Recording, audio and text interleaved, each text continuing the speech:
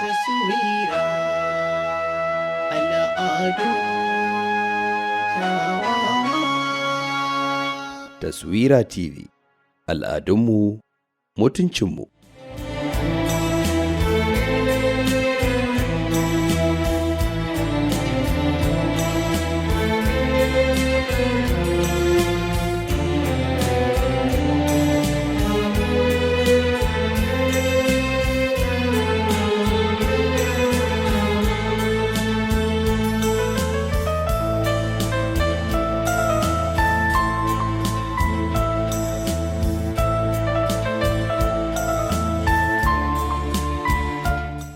Masu kallo Assalamu alaikum, barkanmu da kasancewa tare da ku a wannan shiri na fasahar zamani wanda gidan talabijin na Taswira TV yake kawo muku.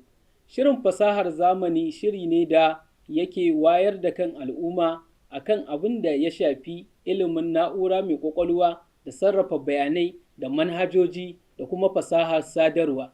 Shirin fasahar zamani ya fara gabata tun satuttukan da suka wuce, wanda kuma a ciki muka gabatar muku da menene ita kanta fasahar zamani da kuma abubuwan da suke yawo a cikin duniyar fasahar zamani a wannan lokaci.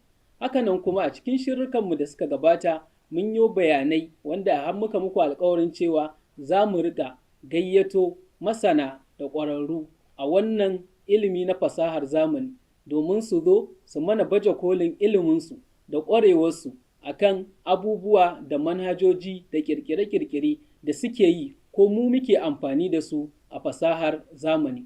A wannan rana mun gayyato muku bako wanda matashi ne da shi ma yake ƙwararre kuma yake faɗi tashi a cikin wannan harka ta kirkire-kirkire na fasahar zamani. A yau muna tare da baƙonmu Malam Khalifa. Malam Khalifa, salamu alaikum. Alaikum salam. To, a madadin tashar Taswira TV da kuma shirin fasahar zamani muna maka barka da zuwa wannan shiri mai albarka. Yawwa, ina amsa. So, da farko za mu so mu ji menene cikakken sunanka. Sunana Khalifa Awwal Muhammad Dandago. To, masha Allah, Malam Khalifa Awwal Muhammad, za mu so mu ji tarihinka a takaice. An haife ni a unguwar Dandago, na yi firamare ta Dandago, sai kuma na tafi makarantar gaba da sakandare, na tafi makarantar sakandare ta Dawakin Tofa Science College, sannan na yi BUK a shekarar 2015. To, masha Allahu, daga takaitaccen tarihin Malam Khalifa za mu san cewa ya yi gogayya ta karatu da neman ilimi, kuma alhamdulillahi gashi yau ana cikin rayuwa ana fafatawa, kuma har ya kasance ɗaya daga cikin matasa waɗanda suke sarrafa fasahar zamani don amfanin kansu. Tun da kasancewar wannan shiri yana da alaƙa ne da fasahar zamani, ba mu sani ba, Malam Khalifa yana cikin waɗanda suke amfani da manhajoji ko su je dandalin sada zumunta a yi faɗa da wancan a tsokani wancan, mutum ya tashi tun safe ya awa 10, ko kuma wace irin alaƙa yake da ita da fasahar zamani. Malam Khalifa, wace irin alaƙa kake da ita? Ina da alaƙa da fasahar zamani ta ɓangare daban-daban, amma gaskiya ni na fi karɓar riba a cikinta, saboda ni ba na jimawa, in ma na jima a can ba wai ina jima ba ne don ɓata lokaci, a'a sai dai ina bibiyar wasu abubuwa, sannan ina samar da wani abu ne ma wanda zai kawo min ci gaba a rayuwata da sauran al'umma gaba. To alhamdulillahi, matasa da masu kallo kuna ji, kamar yadda Malam Khalifa ya ce, ita fasahar zamani kullum kai kokari ya zama ita take kawo maka riba. Aƙalla ko da kuɗin datar da kake sawa ne ya zama ita fasahar zamanin tana dawo maka da shi. Maimakon ya zama sai dai ka ƙona data ka ɓata lokaci, sannan kuma ba riba sai asara. To bayan kasancewar Malam Khalifa mun ji cewa yana amfani da fasahar zamani, ba mu sani ba, za mu so mu da masu kallo mu ji a wani ɓangare ka fi ƙwarewa, a wani ɓangare kake samun riba da fasahar zamani. Gaskiya da ban shiga ta da summa wani abu ba, sai daga baya na fuskanci cewa al'umma suna buƙatar samun ilimi game da ita, sai na shiga ɓangaren ƙirƙire-ƙirƙire na manhajoji, domin manhajoji su muke ƙirƙira a kamfaninmu na Baniya Technologies. Nan na je na fara zama har Allah ya sa na ƙware a ɓangaren ƙirƙire-ƙirƙire. Da farko ni ba ƙirƙire-ƙirƙire na karanta ba, kimiyyar chemistry na karanta ta sanin ilimin chemistry. Sai daga baya na ga to ai rayuwar gaba ɗaya ta canza, idan har kana nan to ya dace kasance kana nan gurin. Dan ni da waya nake siyarwa gaskiya, na ga to waya ce a hannuna, kowa ya zo waya daga lokaci zuwa lokaci sai ga an ƙirƙiro wata, an samu canji na wasu abubuwa. Kaga kowane saurayi da lokaci ya zaga ya zo bayan wata 8 zai zo ya ce ai zai sake waya sai na ga to me ya amfanin wannan abu ɗaya ake maimaita ko kuma abu ɗaya ake ƙara improving daga storage sai camera sai batir, su kaɗai abin da ake iya improving kenan a waya. Sai na ce to ni ma bara in duba in ga menene abubuwan da su kawo min ni a matsayina na wanda nake harkar sai da waya, ni ma da zan iya amfani da wannan wayar har in samu kuɗi da ita. Sai muka zauna da abokai wayanda muka yi karatu tare, muka ga to ya dace a ce mun je ma wani guri mun samu wani ilimi na daban.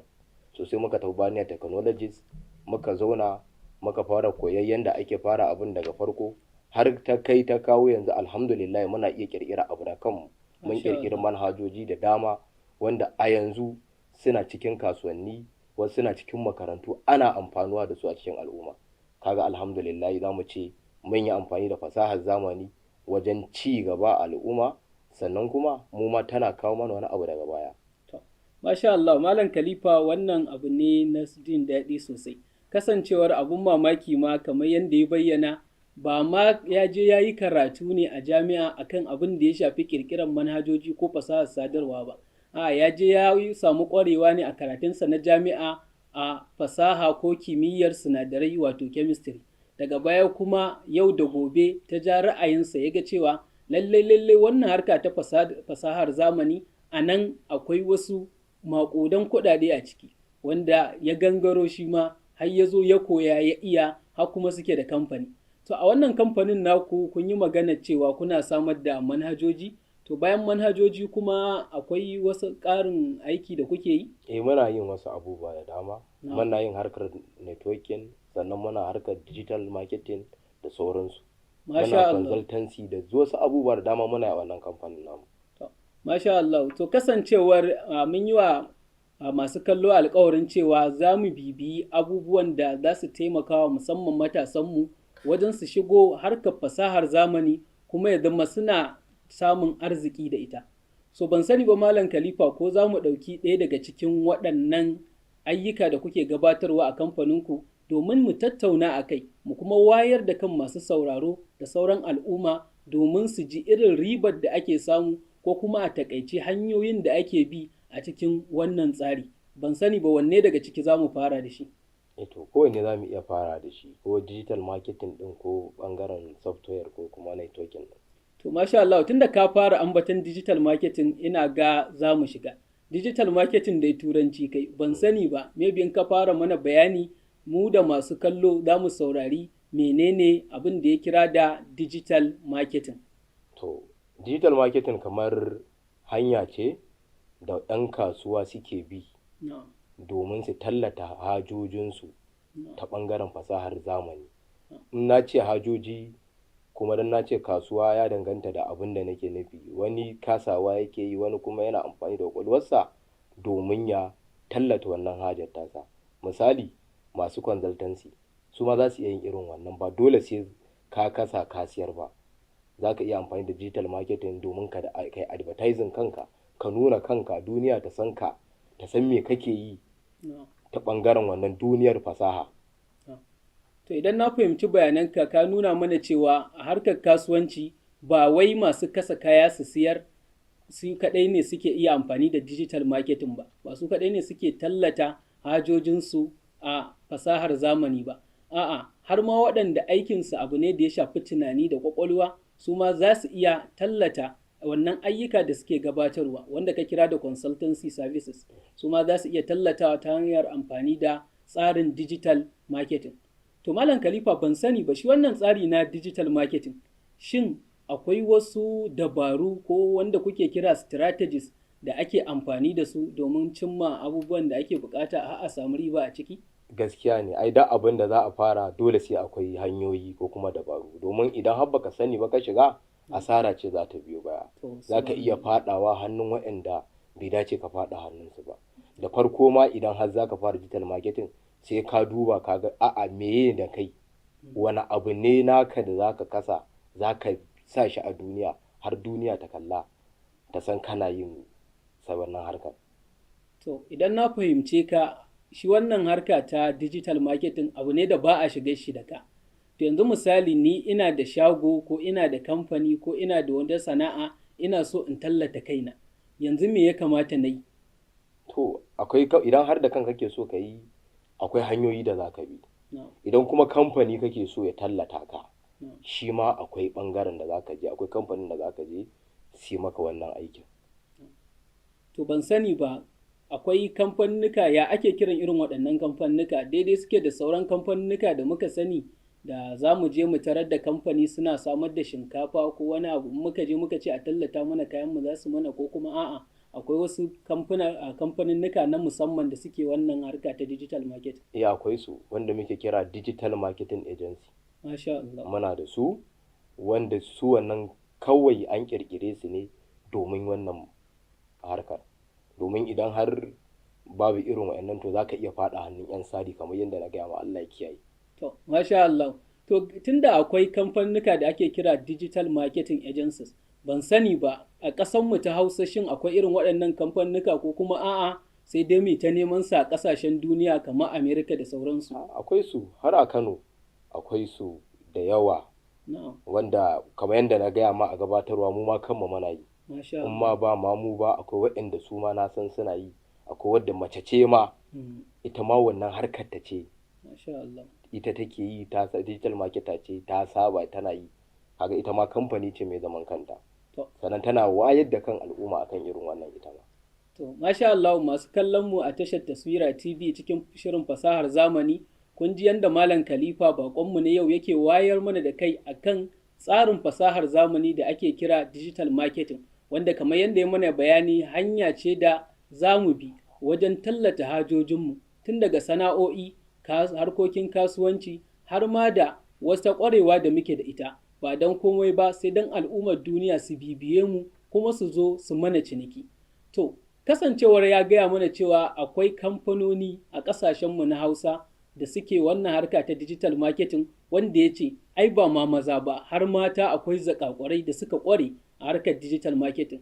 To za mu so mu ji idan yanzu na zo kamfanin da kuka kira digital marketing agency, ina so su tallata ni, ina a matsayina na mai yin program a gidan talabijin na Taswira TV, shin me da me ake bukata daga gare ni, sannan ku kuma ta wani bangaren ku me da me za ku yi amfani da shi domin ɗaukar saƙona ku miƙa shi daga al'umma da nake fatan su zo su mun ciniki?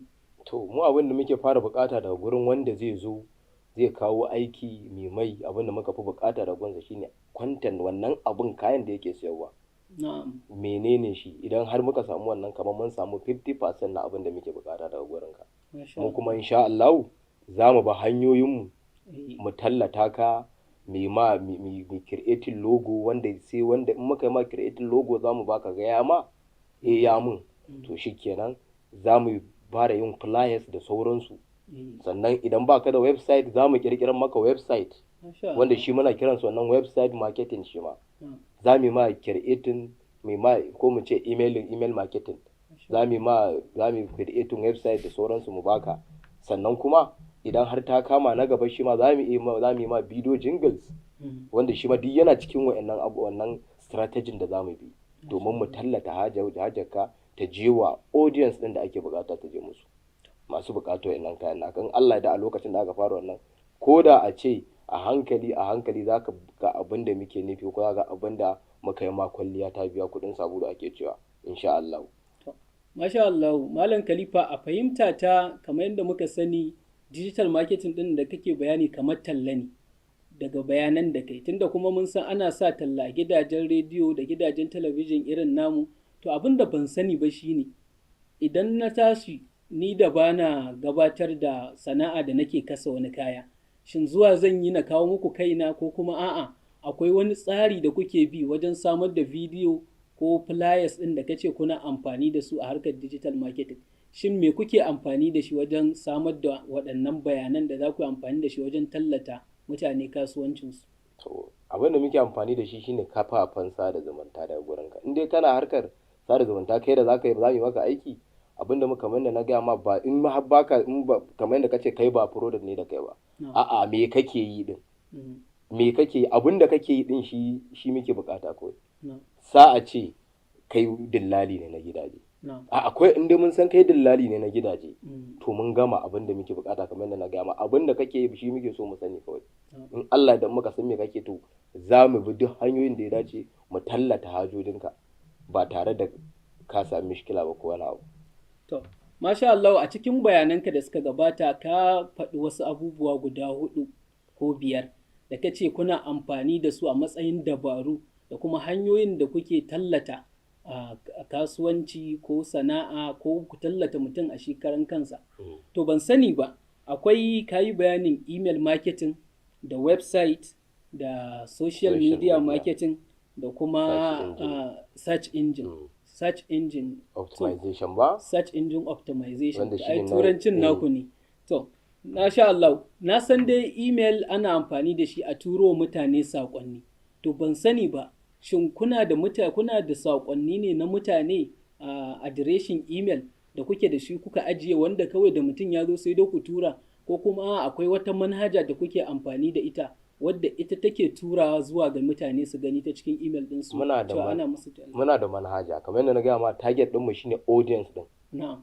Target namu shine audience ɗin. Wannan email ɗin da muke yi akwai wanda muke bulk, za mu tashi za a tura suru wannan manhajar wanda yana ɗauke da tallukan abin da kake yi da wasu abubuwa da kai personally kai kake yin su, kai kake gudanar da su, mu za mu sa maka su a cikin wayannan flyers ɗin kuma nan jingles ɗin mu tura har zuwa ga in Allah daga lokacin aka fara tura zai je har zuwa ga wayanda suke da bukata da wannan abin naka, wannan services ɗin naka. Masha Allah, ka san abin da muka sani shine shi email ba wanda yake turo ma sai wanda yake da email ɗinka. To amma ku a naku dabarun kun san yadda kuke bi, sai dai kawai mutum ya ga an turo mai talla ko da ba ku da email ɗinsa. To wannan kun ga kenan a cikin wannan harka ta digital marketing masu kallo akwai wasu abubuwa na sirri wanda dole sai ka shiga ciki za ka iya sani. To bayan email akwai maganar website da kai. To misali yanzu na san duk sanda aka yi website, wasu suna yin website ne don su rika zuwa bayanai wanda ake cewa blog. Sannan kuma akwai kamfaninnika da suke website don su rika tallata kayansu. To yanzu misali ni da ba kamfani gare ni ba, ta ya za ka gamsar da ni cewa ni ma ina buƙatar website domin ku tallata min sana'ata ta digital marketing? To ai kai ma a matsayinka kamar kamfani kake. Kai ma kanka kamar kamfani kake. To kaga za mu iya maka website, mu creating website wanda ya tafi da sunan kamfaninka. Misali yanzu Malam Yunusa a matsayinka na mai gabatarwa. Misali abinda ka sani, abinda kake yanzu ka fi kwarewa a shi shine gabatarwa. Idan har ana so a san ka bayan taswira, kar a cikin taswira ta ce za mu ɗauke ka, a'a in ma bayan taswira akwai inda kake son a san ka, za mu iya amfani da wannan ga abin da naka aikin da kake na gabatarwa, mai aiki akai, mai ma flyer, mai ma wasu abubuwa mu tura ga sauran kafafen sada zumunta kuma kafafen labarai na ƙasa da na wajen ƙasa, wanda kaga zai cin musu ba tare da kai ɗin an san waye, a'a kai dai ga kanan ga hotonka ko kuma ga wani abubuwa da kake yi, sai daga baya in wanda yake buƙatar wannan services ɗin naka sai contacting ɗinka, mu ba mu zai contacting ba, kai zai contacting domin kai zai nema. To kaga kai ɗin ne, kai ne kamfanin kanka, mu dai kawai mun taimaka ma ne ta ɓangaren mai tura saƙonka da inda kake so ya je. Maybe kai baka da access ɗin in tura wannan saƙon, mu kuma muna da wannan damar. To kaga za mu tura har ya je inda ake son ya je. Ka kai ma kamfani ne. Sosai kuwa, kaga yanzu na gane cewa hatta mutum ɗaya zai iya zama kamfani. To alhamdulillah daga wannan bayanan naka kuma ka yi magana akan kuna amfani da social media, wato kafafen sada zumunta. Duk lokacin da mutum ya shiga kafar sada zumunta in ya karanta abu ɗaya biyu sai ga an turo mai talla. Wannan yake nufin ku ne kuke turowa kenan? To ka san kafafen sada zumunta da muka ce maka kamar social media na gaya ma irin su Facebook, WhatsApp da sauransu. A ko ina zan iya creating page da ya danganci kai naka na kanka. In kuma WhatsApp ne zan iya creating groups wanda zan haɗa mutane da dama, wanda thousands of people wanda su kasance suna cikin wannan groups din, wanda zan dinga tallata kayanka kai kadai. Idan kai kadai kawan aiki, kai kadai zan dinga tura kayanka, zan dinga tura duk sakonninka a haka, ba wai irin wannan kaga kamar YouTube ne, kamar yadda nake da ilimi akai YouTube ne suke da irin wannan, su ma idan har an biya in ka sa ka tallanka su ma su dora nasu daga kai, daga baya ana gani mutane suna zama wannan me zan ce da Hausa, mutane suna fahimta abin da ake yi, Eh. kai kuma daga baya ana biyan ka. So mu ba kamar wannan bane ba gaskiya. Mu in ka biya mu muka fara ma wannan aikin, riba yana gare ka. Za mu yi ma kamar creating page ne, kamar yadda na gama, idan Facebook ne, idan wannan ne guri za mu buɗe wanda naka ne na kanka, wanda kai kadai duk product ɗinka za mu iya san in ma mun gama mu iya baka ka kasance kai da access da wannan abin, ba mu ba. Za ka iya zama kai kake da access da wannan, kai za ka sa kayanka, kai za ka tallata kayanka, in abu za ka ake bukata kai za a nema, ba mu ba. Ka san da ka fara bayani har na fara tunanin cewa duk cinikin da nayi kana gani, da abin da na samu kana kula da ni, ka san me na samu, ka san me na kashe. To amma wannan bayanin naka na ƙarshe ni ma ya ƙara wayan min da kai, na fahimci wasu ƙarin bayani. Amma ban sani ba, in na fahimce ka, kana nufin cewa a ɓangaren social media marketing da kuke, kuna haɗa kai ne da su masu kamfaninnukan Facebook ko WhatsApp ko YouTube da ka kira. In ya so ku in an ba ku talla, bayan kun yi creating page ɗin, sai ku kuma ƙoƙarin tallata shi. Saboda yanzu ina da page, amma ta yi sai in ga ba mutum ɗaya, ko kuma sai abokaina su kaɗai ne suke followers. Amma ku kuma da an ba ku sai a kun yi wasu 'yan dabaru, sai a ga an ce mutum yana da followers miliyan ɗaya. Muna yi, akwai wannan hanyar gaskiya. To masha Allah. Kaga shi yasa aka ce akwai abin da kai ba za ka iya ba. Ba wai ba za ka iya bane ba. A'a, dagewar ko kuma lokacin da aka iya kashewa ka haƙura da su domin ka cimma wannan, za ga wani ba shi da wannan lokacin. Kasancewa ku aikinku ne, shi kuke yi yau da gobe, shi yasa muke yi mu. Masha Allah. To masu kallon mu, kamar yadda kuke ji, wannan shine hanyoyin da su Malam Khalifa suke bi wajen wannan tsari na fasahar zamani da ake kira digital marketing. To yanzu abin da ban sani ba shine, bayan an ba ku talla ko kun tallata kamfani ko manhaja ta hanyar digital marketing, to ta yaya za ku ba wa mutum bayanai cewa wannan tallan da ya ba ku ga halin da ake ciki? Misali ya ce yana so ya ga mutum 100,000 suna bibiyarsa a Facebook ko a YouTube, sannan ko kuma a'a wannan product din nashi, wannan gashi yana tallan biro, so yana son wannan biran a tallata shi ga mutum miliyan 100. To ya za a yi ya tabbatar cewa wannan abin da ya ba ku kun yi masa? Shin akwai wani tsari da kuke yi da za ku gaya wa mutum cewa wannan abu da muka ba da talla ga adadin mutanen da suka gani, ko kuma a kawai in aka ba ku shi kenan sai dai mutum ya ji shiru? A'a, ta zai ji shiru. Kamar yadda na gaya ma, za mu baka kai ma ka zama kamar kana da access da wannan gurin. In platform muka bude, zai zama kamar kai ma admin ne a gurin. Ka gane? Idan ka zama admin a gurin, ka kana da access na shiga wannan. Idan bidiyo jingle muka zuba, muka sa, za ka ga adadin viewers ɗinka. Kaga ba sai na babu za mu kira kamar ma bayani ba, a'a, kai za ka ringa yin witness da kanka, za ka ringa ganin abin da ake yi.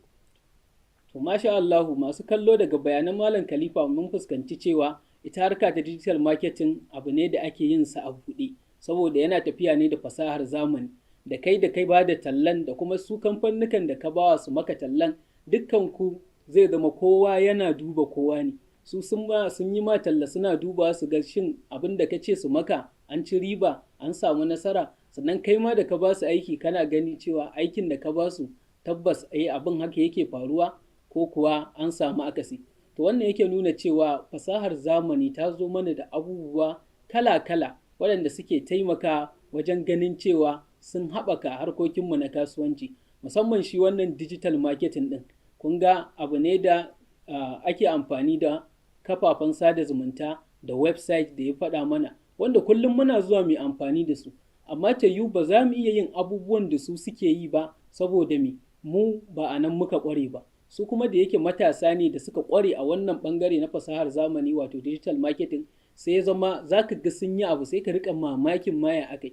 Ta yiwu kai kana nan kana yin kafar sada zumunta, amma ba ka da mutane da yawa. Su kuma da ka ba su sai ka ga tsawon lokaci kaɗan, maybe kai ka yi shekaru kana amfani da kafafen sada zumunta, amma su abin da bai fi 'yan watanni ba ko kwanaki, sai ka ga sun yi aikin da kai a shekarun da kai baka iya yi ba. Baka ji an ce mai tallashi ke da riba ba? Mai tallashi ke da riba. Mai tallashi ke da riba. Masha Allah. To in kuka tallata, to riba ta sace insha Allah. To abin da ban sani ba shine, bayan kun gama tallatawa mutum a hajarsa ta hanyar digital marketing, ka ce za ku dawo masa da duk abin da kuka kirkira ya zama nashi. To ban sani ba, lokaci akwai wani kuɗi da zai rika baku ne, ko kuma a ribarsa wato za ta rika zirarewa tana shigowa account ɗinku, ko kuma ba mu sani ba. Ka san abu ne da ya shafi dukiya al'umma, dole kowa a wayan masa da kai don su san menene yake zuwa ya dawo. Yanzu misali idan manhaja aka kirkiran ma ta irin wannan harkar, kaga time to time tana buƙatar updating. To idan tana buƙatar updating kai ai ba ka iya updating ba. Updating shine sabuntawa kenan. Ka sabunta ta kai ba za ka iya ba, mu za mu iya ma. Misali idan website maka buɗe ma, shi ma time to time akwai kuɗin da ake biya wanda ba kai za ka biya ba. To ban sani ba kuɗin ku ake biya ko ba mu ake biya ba. To su ake biya. Malam Yunusa. Na. To ai kamar yadda na gaya ma ba mu ake biya ba. Ana bi kamar space ne zaka siya. Zaka in aka ce space zaka siya guri wanda zai kasance kamar zai ringa storage wani abu naka ne na duk wani abu da kai. Kaga kamar gida ne kamar haya kake a gurin. Zaka ringa biya lokaci zuwa bayan lokaci. To na fahimce ka cewa duk wanda aka yi wa website ko aka kirkiran masa wani abu a manhajoji yana nufin kamar ya kama haya ne na wani ɗan guri a ita duniyar fasahar zamani, wanda kuma lokaci bayan lokaci zai rika biyan wannan kuɗin hayar kenan. To ban sani ba yanzu idan wa'adin haya ta ya ƙare ban biya ba me zai faru? To za a ci gaba da turo ma saƙo na warning ana ma gargaɗi ka biya domin ka sani akwai abin da kana da access da shi don lokaci bayan lokaci za ka ma an rufe ma, in ko ba a rufe ma za a ringa bin ka bashi, zai kai ya kawo akwai lokacin da bashin ma ya fi karfin ka ba ka iya biya ba. To masha Allah Malam Khalifa, mun gode sosai bisa ga wannan ziyara da ka kawo mana cikin shirin fasahar zamani na Taswira TV, al'adunmu mutuncinmu, sannan muna fatan a lokaci na gaba in mun gayyato ka za ka samu damar zuwa domin ka baje mana ilimi akan abin da ya shafi fasahar zamani. Masu kallon mu a madadin tashar Taswira TV da kuma shirin fasahar zamani, sunana Yunusa Hassan nake muku sai an jima.